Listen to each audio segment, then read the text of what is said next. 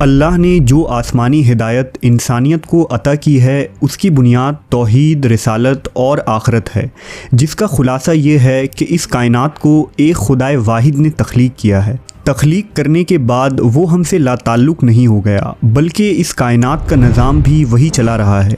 उसने इंसानों को अच्छे और बुरे की तमीज़ सिखाई है, जिसे अखलाकियात या दीन फितरत कहते हैं। नेज़ ये कि इंसान की ज़िंदगी मौत पर ख़त्म नहीं होती, बल्कि उसे दोबारा एक नई दुनिया में पैदा किया जाएगा, जहां उससे मौजूदा ज़िंदगी के आमाल का हिसाब किताब भी लिया जाएगा और जिसकी बुनियाद पर वो खुदा की अब्दी बादशाही या जन्नत में दाखिल होंगे। इसी फितरी अक़ीदे की मुखालफत का नाम इल्हाद है। एथियज़म यानी इल्हाद के लग़वी माने इन्हिराफ या रास्ते से हट जाना है। इल्हाद वो नज़रिया है जिसके मुताबिक इस कायनात को किसी खुदा ने नहीं बनाया, बल्कि ये खुद बखुद वजूद में आ गई है। इल्हाद की बुनियाद साइंस और अक़ल को करार दिया जाता है और इल्हाद के मानने वालों को मुल्हिदीन, दहरिया या एथियस्ट कहा जाता है।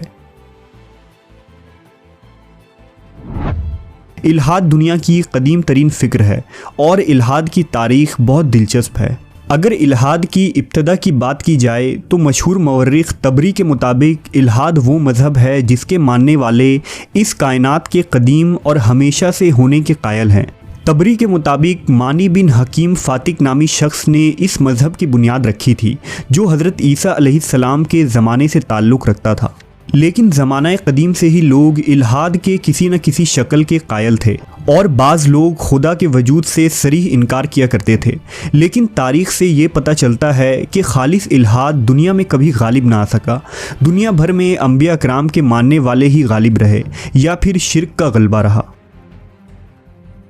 इल्हाद का सबसे पहला जिक्र कदीम यूनान में मिलता है। यूनान के शायर और फ़लसफ़ी डायगोरस को दुनिया का पहला मुल्हिद करार दिया जाता है। कहा जाता है कि डायगोरस ने यूनानी देवता हेरकुलस के मुजस्मे को तोड़ दिया था और उसे आग लगा दी थी। उसने लोगों को बताया था कि किस तरह यूनानी मंदिर के काहिन और जादूगर लोगों को बेवकूफ़ बनाते हैं, जबकि उन पर न कोई अल्हाम आता है, न वो किसी खुदा से बात करते हैं। लिहाजा एथेंस के लोगों ने उसे बगावत के सज़ा के तौर पर जलावतन कर दिया था। इसी तरह कदीम यूनान के कई फ़लसफ़ी मसलन एपिगोरस, डेमोक्रेट्स, लोक्रेटिस वगैरह ने वाज़ेह तौर पर देवताओं के वजूद से इनकार किया था और मादियत की ज़िंदगी के तसव्वुर को आगे बढ़ाया था। कदीम मज़ाहिब में बुद्ध मत ऐसा मज़हब था जिसमें किसी खुदा का तसव्वुर नहीं पाया जाता है, जबकि हिंदू मज़हब के बाज़ फ़िरक़े जैसे जैन मत में भी खुदा का तसव्वुर नहीं मिलता है।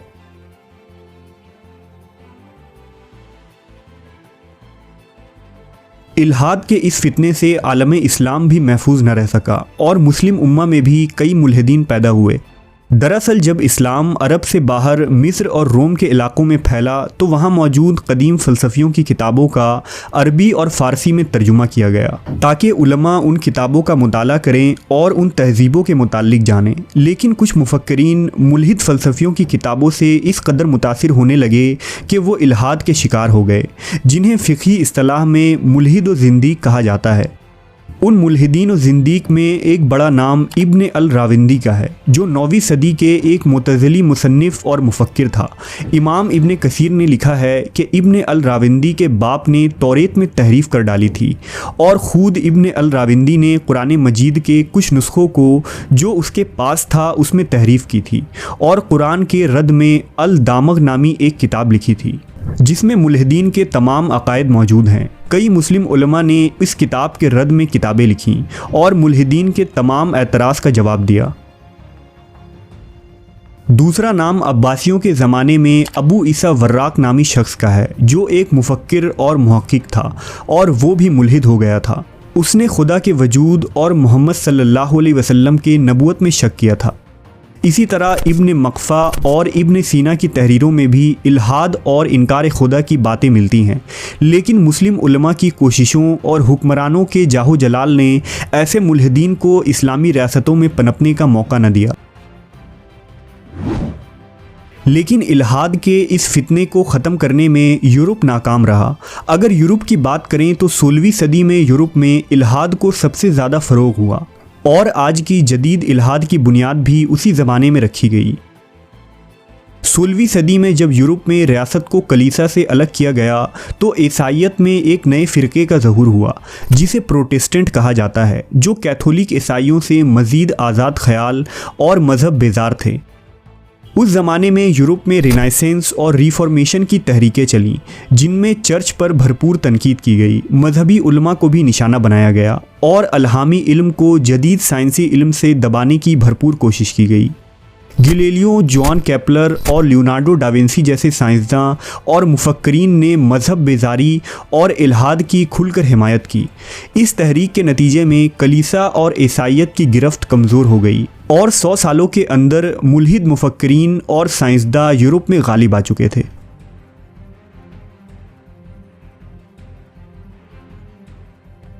18वीं सदी में इनकार खुदा को मज़ीद फैलाने के लिए डाइज़म की तहरीक को चलाया गया, जिसका बुनियादी नज़रिया ये था कि अगर खुदा मौजूद भी है तो वो इस कायनात को बनाकर इसे भूल चुका है और अब ये कायनात खुद ब खुद चल रही है।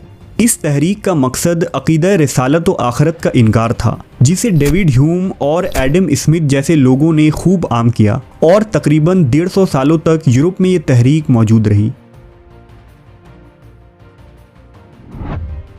जदीद दौर में इल्हाद और ईमान के इस नज़रियाती जंग में मुल्हिदीन को साइंस के चोर दरवाजे से जो हिमायत मिल रही है, उन पहुंचाने वालों में हॉकिंग्स और डॉकिंस जैसे मुल्हिद साइंसदान सरे फहरिस्त हैं। मुल्हिदीन के ये इमाम जब छुपने की कोई राह नहीं पाते तो बेज़रर सवालात और गैर साबित शुदा थ्योरीज़ का सहारा लेते हैं। मसलन हॉकिंग अपनी किताब द ग्रैंड डिज़ाइन और डॉकिंस अपनी तसनीफ़ द गॉड इल्यूज़न में खुदा के वजूद का इनकार करता है और ये सवाल करता है कि अगर मान भी लिया जाए कि खुदा इस कायनात का खालिक है तो आखिर खुदा को किसने तख्लीक किया है।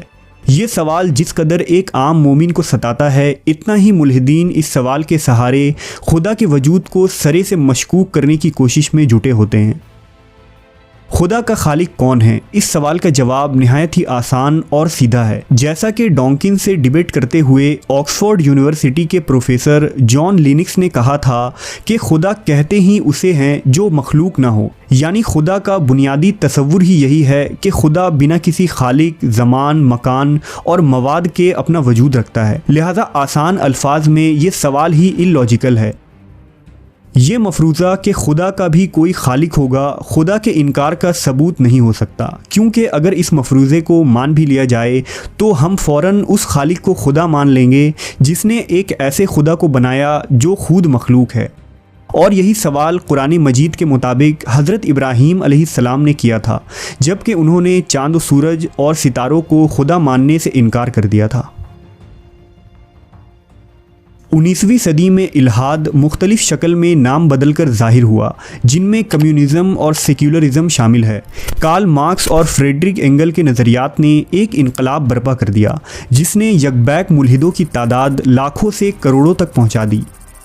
एक सर्वे के मुताबिक आज यूरोप की 50% आबादी मुल्हिद है, जबकि चीन में मुल्हिदों की तादाद 40 करोड़ है और पूरी दुनिया में तकरीबन 1 अरब लोग इस नज़रिए के कायल हैं, यानी दुनिया की आबादी का कुल 7%।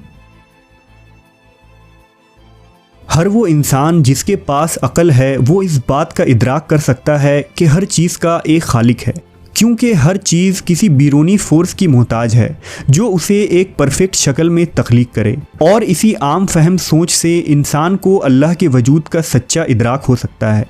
जैसा कि अल्लाह ताला ने सूरह आले इमरान में फरमाया, बेशक आसमानों और ज़मीन की तख्लीक में और रात और दिन के बारी बारी आने जाने में उन अक्लमंदों के लिए बड़ी निशानियां हैं जो उठते बैठते लेटते हर हाल में अल्लाह को याद करते हैं और आसमानों और ज़मीन की तख्लीक पर गौर करते हैं।